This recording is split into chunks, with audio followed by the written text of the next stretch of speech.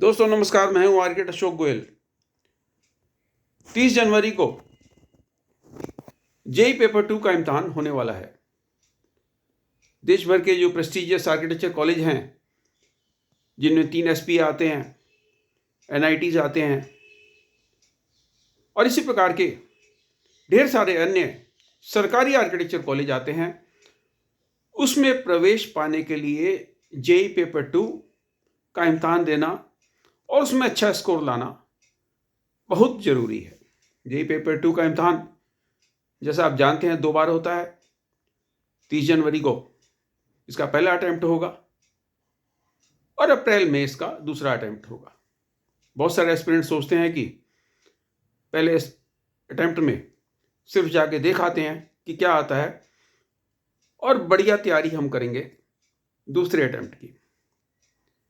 ऐसा करना ठीक नहीं है। एग्जाम में क्या आता है उसको देखने के लिए आपको 30 जनवरी का इंतजार नहीं करना। पिछले सालों के पेपर्स इंटरनेट पे उपलब्ध हैं, हमारी किताबों में उपलब्ध हैं। आप बखूबी देख सकते हैं कि जेई पेपर 2 में क्या आता है। बी आर्च और बी प्लानिंग दोनों का इम्तहान होता है। जेई पेपर 2 में 100 नंबर का गणित आता है यानी मैथमेटिक्स, 200 नंबर का एप्टीट्यूड और 100 नंबर की स्केचिंग आती है आर्किटेक्चर कॉलेजेस में एडमिशन के लिए, बढ़िया स्कोर लाने के लिए। और बी प्लानिंग में अगर आप एडमिशन लेना चाहते हैं तो आपको स्केचिंग का इम्तहान नहीं देना, अलग से आपसे बी प्लानिंग के सवाल पूछे जाते हैं।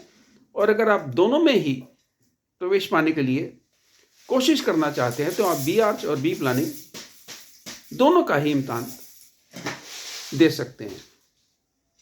मैथमेटिक्स में अच्छा खासा मुश्किल आता है, तो जिन लोगों ने एनसीईआरटी के गणित के हिसाब से तैयारी की है उनको थोड़ी सी कठिनाइयाँ आ सकती हैं। एप्टीट्यूड के लिए ढेर सारा कंटेंट यूट्यूब पर उपलब्ध है। पिछले सालों के PYQ जिसको बोलते हैं, उन क्वेश्चंस को आप कर लीजिए, प्रीवियस ईयर्स के क्वेश्चंस को मॉक टेस्ट कर लीजिए, 2D 3D विजुअलाइजेशन के सवाल कर लीजिए, बिल्डिंग मटेरियल के सवाल कर लीजिए, फेमस बिल्डिंग्स, फेमस आर्किटेक्ट्स के बारे में जानकारी जुटा लीजिए, तो आप एप्टीट्यूड टेस्ट में बहुत अच्छा स्कोर प्राप्त कर सकते हैं। लेकिन एक बात समझ लीजिए, आप 200 नंबर के एप्टीट्यूड टेस्ट में अगर आपके 180 से कम हैं तो आप देश के किसी भी प्रेस्टिजियस आर्किटेक्चर कॉलेज में एडमिशन पाने का सपना छोड़ दीजिए। आपको ये बात थोड़ी मुश्किल लग रही होगी, लेकिन ये सत्य है, क्योंकि एप्टीट्यूड में नंबर हासिल करना सरल है, स्केचिंग में और मैथमेटिक्स में नंबर हासिल करना मुश्किल है।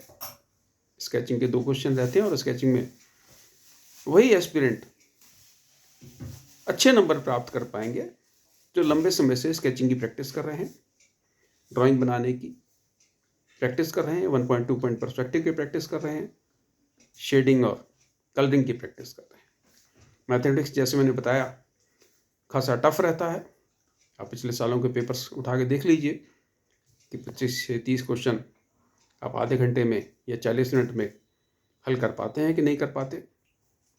अभी 30 जनवरी में दिन है, रोज के 2 स्केचेस बनाइए, ढेर सारे मॉक टेस्ट कीजिए और घड़ी रख लीजिए अपने साथ में।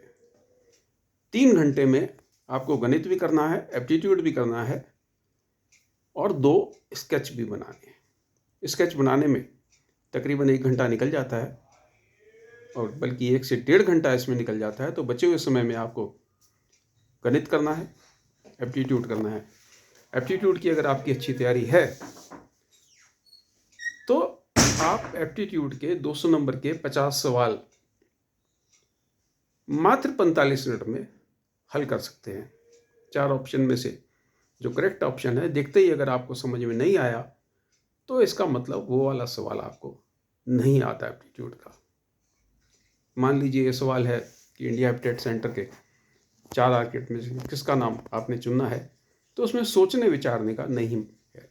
इसी तरीके से इस तरीके का अगर सवाल है कि आइसोमेट्रिक व्यू दिया है और 4 फ्रंट व्यूज़ दिए हैं और 15 सेकंड में आप जवाब नहीं ढूंढ पा रहे, तो इसका मतलब आप उसको हल नहीं कर पाएंगे। आर्किटेक्चर एस्पिरेंट्स के लिए नाटा का इम्तहान भी होता है, लेकिन देश के जो प्रेस्टीजियस आर्किटेक्चर सरकारी कॉलेज हैं वो नाटा का स्कोर नहीं लेते। क्यों नहीं लेते, मेरी समझ से ही बाहर है। बहरहाल नाटा का स्कोर बहुत सारे अन्य सरकारी आर्किटेक्चर कॉलेज में भी चलता है, तो नाटा की भी आप तैयारी कीजिए। नाटा के इम्तहान की डेट्स धीरे धीरे आनी शुरू हो जाएंगी। जेई पेपर 2 और नाटा में काफ़ी समानता है। नाटा में गणित सरल रहता है, लेकिन नाटा में एप्टीट्यूड के सवाल उसी प्रकार के रहते हैं। नाटा में अंग्रेजी कंप्रीहेंशन भी रहता है, जो जेई पेपर 2 में नहीं रहता। आर्किटेक्चर एंट्रेंस के सभी एस्पिरेंट्स को मेरी शुभकामनाएं। आर्किटेक्चर में एक सुनहरा भविष्य आपका स्वागत कर रहा है। नमस्कार, शुभकामनाएं।